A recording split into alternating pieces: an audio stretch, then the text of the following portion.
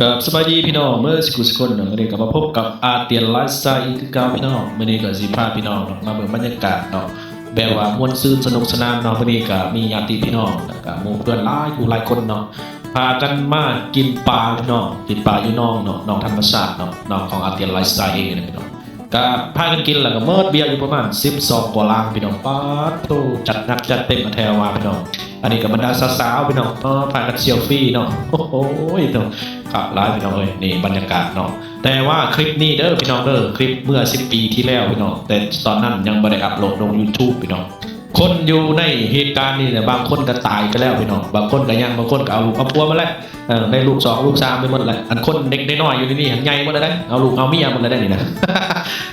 ผู้ใดที่ว่าเห็นคลิปนี้แล้วก็ยังงัวเจ้าของเองเนาะคือผู้ที่ตายไปแล้วก็ไล่ไปเนาะเลยอย่างเช่นคือพ่อของอาเตียนไลฟ์สไตล์เราก็เสียไปแล้วอันผู้น้อยๆนั่งอยู่ทางล่างกันนะเอาเมียได้นะ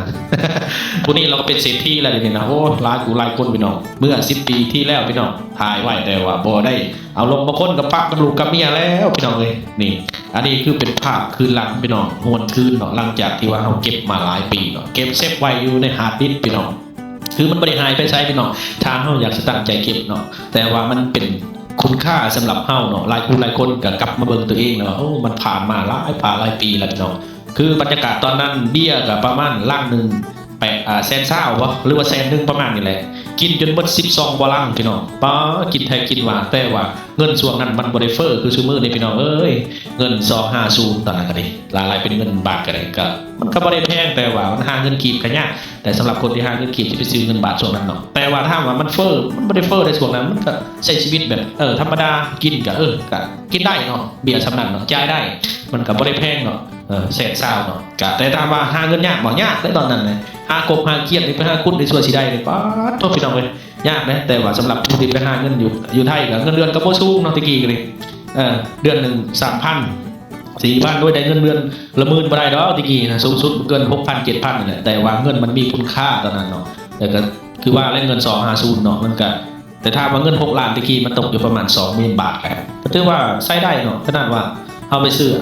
โทรศัพท์ iPhone 5s ช่วงนั้นก็ตกอยู่25,000เนาะ25,000หรือ6 ล้านเนาะนี่แต่ถ้าซื้อมือนี่เงิน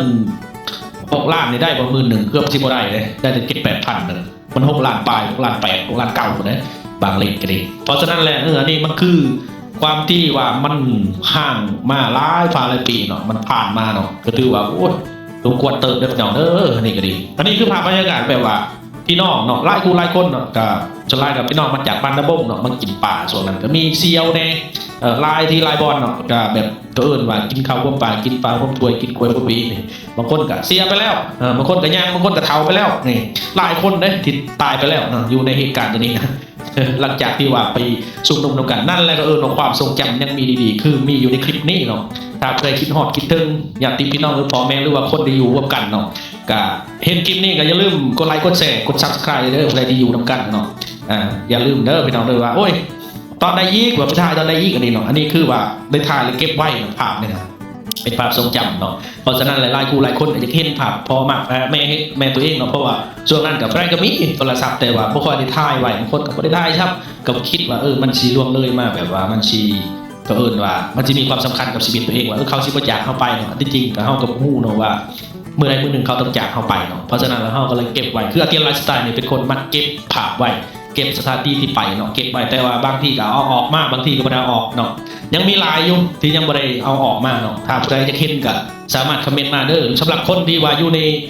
เขตบริเวณบ้านอาเตียนหรือว่าอาเตียนที่เคยไปมาหาสู่กันเนาะแต่บ่อนอื่นก็มีคือกันเก็บไว้แต่ว่าบางทีเขาก็อาจจะเก็บเองอาจจะบ่ได้เก็บเนาะเอาสำหรับคลิปนี้ก็ฝากไว้เด้อพี่น้องเด้ออย่าลืมกดไลค์กดแชร์กด Subscribe โดยเฉพาะ FC ทางบ้านนาบงเด้อบ้านปะใหญ่พานหรือว่าบ้านน้องบอกน้องเบนบ้านน้องบอกนาวากระบอกกระเบาเฮามึง2มึง3ก็ดีเชียงคมก็ดีเนาะก็ได้ติดตามช่องอาเตียนไลฟ์สไตล์เนาะใครบ่ฮู้ก็อย่าลืมกดไลค์กดแชร์เด้อเพื่อเป็นกำลังใจในการสร้างคลิปต่อไปสำหรับคลิปนี้ขอลาไปก่อนสบายดี